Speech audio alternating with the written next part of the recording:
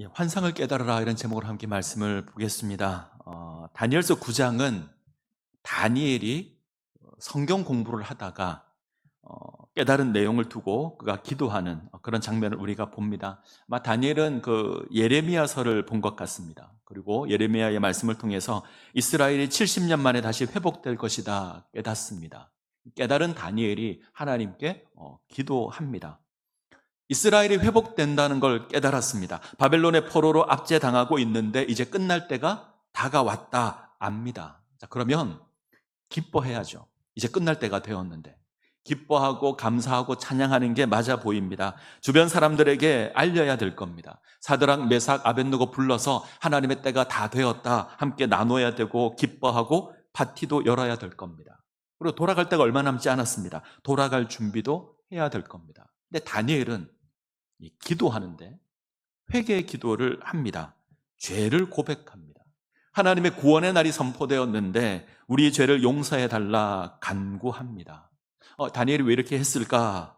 왜 하나님의 구원의 소식을 들었는데 기뻐하는 게 아니라 탄식하고 회개할까? 두 가지 이유가 있습니다. 하나는 아직 이스라엘이 돌아갈 준비가 안 되었습니다. 이스라엘이 하나님을 거역해서 심판을 받았습니다. 하나님께 죄를 지었고 하나님께 심판을 받아서 바벨론의 포로가 되었습니다.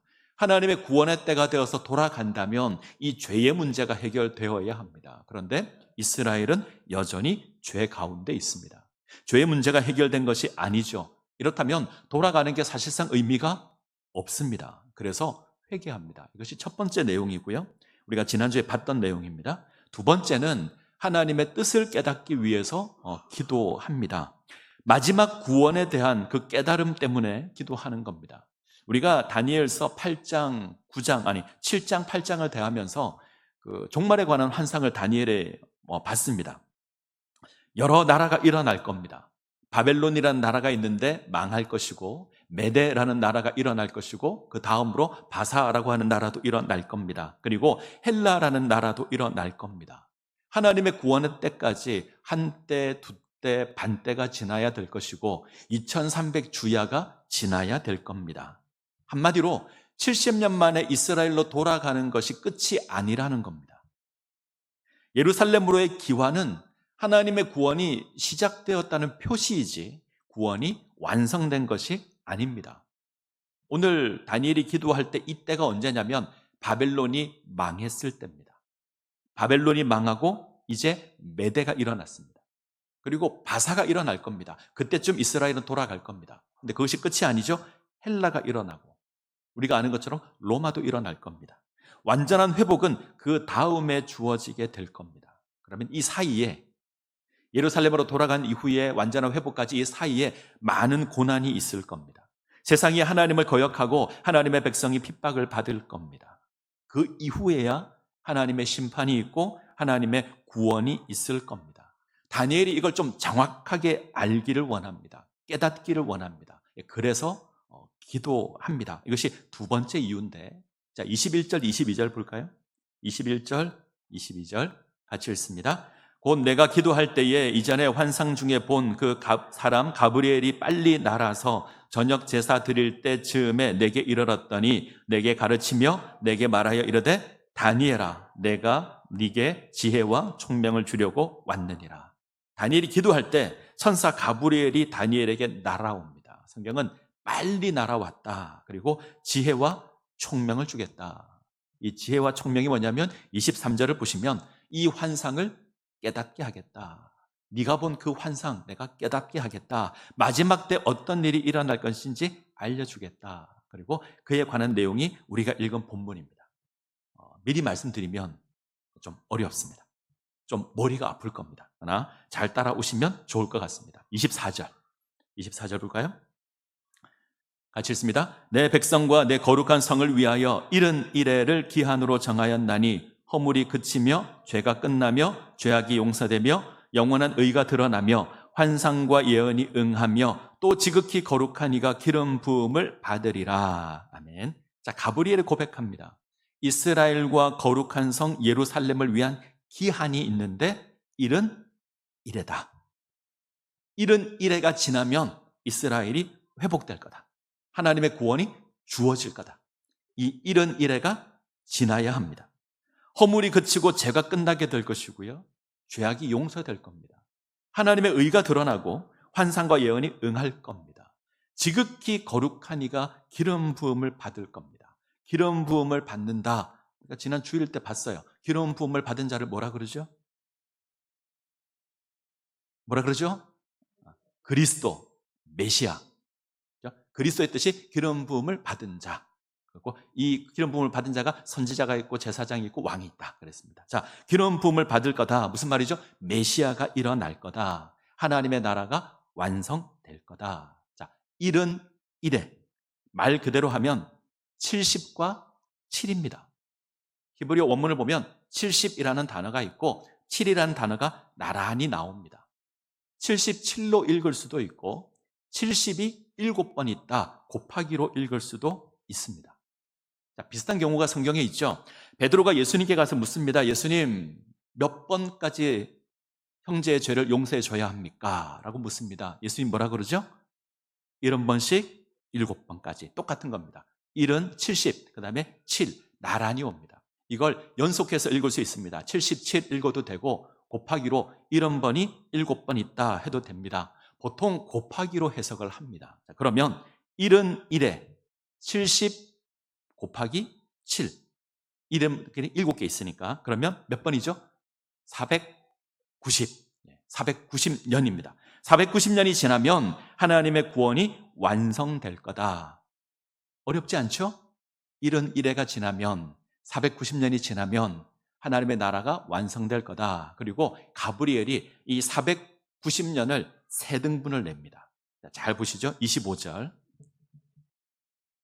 같이 읽습니다. 그러므로 너는 깨달아 알지니라. 예루살렘을 중건하라는 영이 날 때부터 기름 부음 받은 자 곧 왕이 일어나기까지 7일에와 62일에가 지날 것이요 그 곤란한 동안에 성이 중건되어 광장과 거리가 세워질 것이며. 자, 이제부터 잘 보셔야 합니다. 예루살렘을 중건하고 기름 부음 받은 왕이 일어나기까지 7일입니다. 7일에. 그리고 62일에가 지날 건데 그때 되면 성이 중건되고 거리가 세워질 겁니다. 근데 이 62일에가 끝나면 기름 부음 받은 자가 사라질 겁니다. 그때부터 고난입니다. 자, 정리해보죠. 1은 490년을 세 등분을 냅니다. 첫 번째는 7일에 뭐죠? 7 곱하기 7 그림에 있죠? 49년. 이걸 나중에 물었어야 되는데 62일에 62 곱하기 7 434년 정리가 됐나요? 네, 세 등분을 냅니다. 첫 부분은 7일에 49년 이때 성을 재건하라는 명령과 기름 부음 받은 자가 세워집니다. 두 번째 부분은 62일에 434년 이때는 성전이 중건되고 거리도 세워집니다. 이 시간이 지나면 기름 부음 받은 자가 끊어지고 고난이 생기는데 마지막은 몇 년일까요? 이게 그림으로 보니까 이해가 되시죠? 말로 하면 설명이 안 될 텐데 마지막은 몇 년? 지금 표정은 못 알아듣겠다는 표정을 하고 계신데 다시 한번 490년을 세 등분을 나눴습니다. 첫 번째는 49년, 가운데가 434년. 그럼 몇 년이 남아요?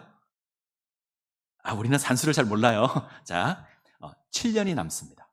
그래서 이 7년 동안 큰 고난이 이 땅 가운데 임할 겁니다. 자, 완성된 그림이 있죠? 7년, 7일에 49년, 62일에 434년, 7일에 7년 이렇게 있습니다. 이 부분에 대한 해석이 굉장히 많습니다. 1은 490년을 어떻게 해석해야 되냐? 대표적인 것이 이스라엘 역사에 따라서 해석하자.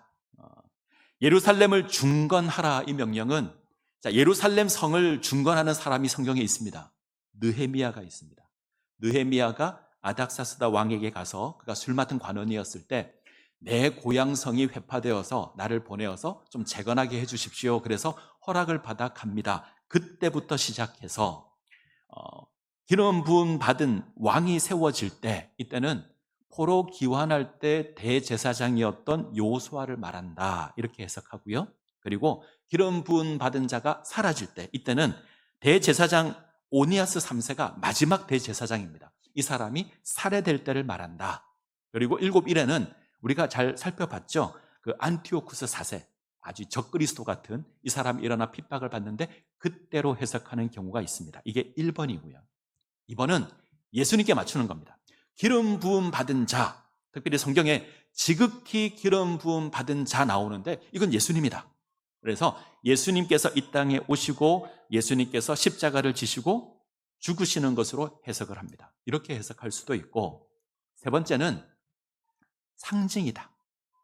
이 숫자는 정확한 기한을 말하는 것이 아니라 상징이다. 그래서 우리가 정확한 연도는 알 수는 없고 주어지는 어떤 고난의 상황에 대한 상징으로 이해해야 된다. 이렇게 해석하는 경우가 있는데 저는 셋 다 의미가 있다고 생각합니다.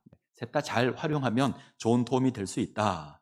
분명한 건 71회가 지나면 490년이 지나면 죄악이 용서되고 하나님의 영원한 나라가 완성될 겁니다. 자, 이제 저를 보시죠. 다니엘이 70년 만에 이스라엘이 회복될 것을 알고 기도합니다. 회복될 것을 선언했지만 완전한 구원이 아니기에 완전한 구원을 소망하며 기도합니다. 기도의 내용은 죄의 문제가 해결되는 것이고요. 죄의 문제가 해결되는 겁니다. 그죠? 죄의 문제가 해결되게 해달라고 죄를 자복하고 탄식하고 기도했습니다. 하나님이 응답하십니다. 이런 일회가 지나면 죄의 문제가 해결될 것이다. 자, 24절 다시 한번 볼까요? 24절 같이 읽습니다. 내 백성과 내 거룩한 성을 위하여 이런 일회를 기한으로 정하였나니 허물이 그치며 죄가 끝나며 죄악이 용서되며 영원한 의가 드러나며 환상과 예언이 응하며 또 지극히 거룩한 이가 기름 부음을 받으리라. 다니엘이 기도한 건 우리 죄를 사해 주십시오. 우리 죄를 끝장내 주십시오. 우리를 온전히 회복시켜 주십시오 기도했는데 그에 대한 응답이 24절입니다. 마지막 때가 되면, 이 구원의 때가 되면 부정적인 것 세 가지가 사라질 겁니다. 우리 허물이 그칠 겁니다. 우리 죄가 끝날 겁니다. 우리 죄악이 용서받을 겁니다. 좋은 것 세 가지가 나타납니다. 하나님의 영원한 의가 나타날 것이고 환상과 예언이 성취될 것이고 기름 부음 받은 그리스도가 일어나게 될 겁니다. 자, 71회가 무엇을 의미하는지 정확하게 모르지만 제가 생각컨대 예수님을 상징한다고 생각합니다. 이 71회에 허물이 그치고 죄가 끝나고 죄악이 용서받고 영원한 의가 일어나고 예언이 성취되고 기름 부음 받은 자가 나타나는 건 예수 그리스도를 의미하는 것으로 보입니다. 예수님의 삶, 예수님의 죽음, 예수님의 부활, 이걸로 우리 죄의 문제가 해결됩니다. 우리가 하나님의 의를 누리게 됩니다. 자, 정리해보죠. 다니엘은 하나님의 회복의 때가 다가왔음을 알고 기도합니다. 그가 회개하는 건 70년 만에 돌아가는 것이 완전한 구원이 아니라 아직 영원한 구원이 남아있기에 그것을 알고 죄의 문제를 놓고 기도합니다. 70년 만에 돌아가는 건 구원의 완성이 아니라 구원의 시작입니다. 구원의 완성은 71회가 마친 이후에 주어지게 될 겁니다. 이 구원의 시작과 구원의 완성 사이에 고난이 있습니다. 핍박도 있습니다. 어려움도 있습니다. 그러나 반드시 하나님께서 하나님의 나라의 구원을 완성하실 겁니다. 자, 이 고난의 때를 지나는 하나님의 백성, 이 구원이 시작되고 구원이 마치는 이 중간을 살아가는 하나님의 백성들은 어떤 삶을 살아야 할까? 하나님의 구원을 소망하지만 고난 가운데 있는 자들은 어떤 삶을 살아야 할까? 저는 이것이 중요하다고 생각합니다. 우리가 그렇습니다. 우리는 예수 그리스도로 말미암아 주어진 그 구원의 시작에서 예수님의 재림까지 주어진 구원의 완성, 이 사이를 삽니다.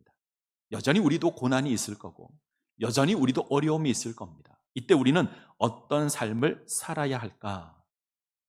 자, 분명한 건 하나님의 구원이 분명하다는 걸 깨달아야 합니다. 지금 다니엘이 기도하는 게 이거잖아요.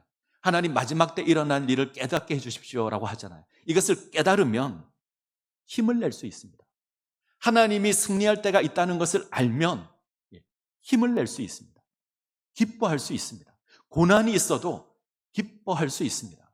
하박국의 찬양을 우리가 잘 압니다. 하박국 3장 17절, 18절. 비록 무화과 나무가 무성하지 못하며 포도나무에 열매가 없으며 감람나무에 소출이 없으며 밭에 먹을 것이 없으며 우리의 양이 없으며 외양간에 소가 없을지라도 나는 여호와로 말미암아 즐거워하며 나의 구원의 하나님으로 말미암아 기뻐하리로다. 하나님의 구원의 때가 있다는 것을 알면 선지자처럼 기도할 수 있습니다. 기뻐할 수 있습니다. 무화과 나무가 무성하지 않고 포도나무에 열매가 없고 감람나무에 소출이 없어도 즐거워할 수 있습니다. 우리의 양이 없고 외양간에 소가 없어도 하나님으로 말미암아 기뻐할 수 있습니다. 자, 고난이 없다는 게 아닙니다. 고난이 있습니다. 원수가 나타날 것이고 하나님을 거역하실 것이고 하나님을 대적할 겁니다. 하나님의 백성을 핍박할 겁니다. 그러나 그것이 하나님의 구원을 막을 수는 없습니다. 하나님께서는 반드시 하나님의 구원을 이루실 겁니다. 때문에 우리는 그 나라를 바라보고 그 나라를 소망하고 기뻐하고 즐거워해야 합니다. 믿음의 삶을 살아야 합니다. 자, 특별히 기도해야 합니다. 이 다니엘서 9장은 기도입니다. 다니엘이 기도하고 응답을 받는 장면인데 기도해야 합니다. 자, 20절. 다니엘서 9장 20절 같이 읽습니다. 내가 이같이 말하여 기도하며 내 죄와 내 백성 이스라엘의 죄를 자복하고 내 하나님의 거룩한 산을 위하여 내 하나님 여호와 앞에 간구할 때 다니엘이 무엇을 기도하죠? 죄를 자복하는 기도를 합니다. 그리고 하나님의 거룩한 산 예루살렘을 위해서 기도합니다. 나의 죄를 고백하고 하나님의 나라가 이 땅에 임하기를 기도합니다. 우리가 해야 될 것이 그겁니다. 우리에게 필요한 것이 이겁니다. 우리 죄를 자복하는 겁니다. 우리의 죄가 하나님의 나라와 어울리지 않기에 우리는 우리 죄를 자복하고 기도해야 합니다. 완성될 하나님 나라를 사모하며 소망하는 기도를 해야 합니다. 그러면 하나님 응답하실 겁니다. 자, 23절 같이 읽습니다. 곧 네가 기도를 시작할 즈음에 명령이 내렸으므로 이제 내가 알리러 왔느니라. 너는 크게 은총을 입은 자라. 그런즉 너는 이 일을 생각하고 환상을 깨달을지니라. 저는 이 9장 23절이 너무 감격스럽습니다. 자, 잘 한번 보시죠. 너는 크게 은총을 입은 자라. 다니엘은 크게 은총을 입은 자입니다. 그래서 누구를 보내죠? 가브리엘을 보냅니다. 우리는 하나님의 큰 은혜를 받은 자입니다. 다니엘보다 훨씬 놀라운 은혜를 받은 자가 우리입니다. 하나님 다니엘에게 누구 보내셨죠? 누구 보내셨나요? 가브리엘. 우리에게 누구 보내시죠? 예수님요. 가브리엘이 셉니까? 예수님이 셉니까? 예수님이 월등히 셉니다. 우리는 다니엘보다 훨씬 큰 은총을 받은 자가 우리들입니다. 하나님의 놀라운 은혜를 받은 자 우리들입니다. 가브리엘과 비교할 수준이 아닙니다. 하나님이 우리를 위해서 이 땅에 오셨습니다. 자, 하나님이 다니엘에게 가브리엘 언제 보내시죠? 잘 보시면 기도를 시작할 즈음에. 다니엘이 70년 만에 돌아간다는 것 깨닫고 기도를 시작합니다. 기도를 마칠 때 보낸 것이 아니고요. 기도하고 시간이 지나서 하나님께서 가브리엘을 보낸 게 아닙니다. 우리가 기도하면 이것이 2박 3일 걸려서 하나님께 도착하고 그제서야 하나님께서 응답하지 않으십니다. 우리가 기도하는 그 순간 들으십니다. 우리가 기도하는 그 순간 가브리엘을 보내십니다. 하나님 우리가 뭘 구할지도 아십니다. 우리가 하나님 앞에 나올 때 우리가 필요한 건 뭔지 아십니다. 그래서 응답하십니다. 우리가 기도를 시작할 때, 아니 기도의 마음을 가질 때 하나님 이미 우리를 위해서 응답하시는 하나님이십니다. 누가 이렇게 고백하더라고요. 기도는 신앙의 내비게이션이다. 내비게이션은 우리가 가야 될 곳을 정확하게 알죠. 요즘 내비게이션이 얼마나 정확한가 하면 시간도 정확하게 알려줍니다. 가장 빨리 가는 길도 정확하게 알려줍니다. 우리 기도가 신앙의 내비게이션입니다. 우리가 기도하면 하나님 응답해 주실 겁니다. 앞으로 역사가 어떻게 일어날 것인지 하나님 선명하게 보여주실 겁니다. 알게 하실 겁니다. 우리로 그 길을 걸어가게 하실 겁니다. 우리가 기도하고 2박 3일 지나서 응답하는 게 아니라 바로 응답하실 겁니다. 우리 하나님 살아계신 하나님이시고 우리 삶을 주장하는 하나님이십니다. 예레미야 33장 2절 3절 볼까요? 자막을 보겠습니다. 같이 읽습니다. 이를 행하시는 여호와 그것을 만들어 성취하시는 여호와 그의 이름을 여호와라 하는 이가 이같이 이르시되 너는 내게 부르짖으라. 내가 네게 응답하겠고 네가 알지 못하는 크고 은밀한 일을 내게 보이리라. 일을 행하는 것은 하나님이십니다. 일을 만들어 성취하는 것도 하나님이십니다. 하나님께서 그것을 우리에게 알려주십니다. 언제 알려주시죠? 우리가 기도하면, 우리가 부르짖으면, 우리가 하나님을 찾으면 알려주실 겁니다. 깨닫게 하실 겁니다. 그래서 기도하셔야 합니다. 기도하지 않고 내가 하나님의 뜻을 알겠다. 불가능합니다. 기도하셔야 가능할 겁니다. 자, 9장 1절을 한번 볼까요? 자막이 없는데 9장 1절 제가 읽습니다.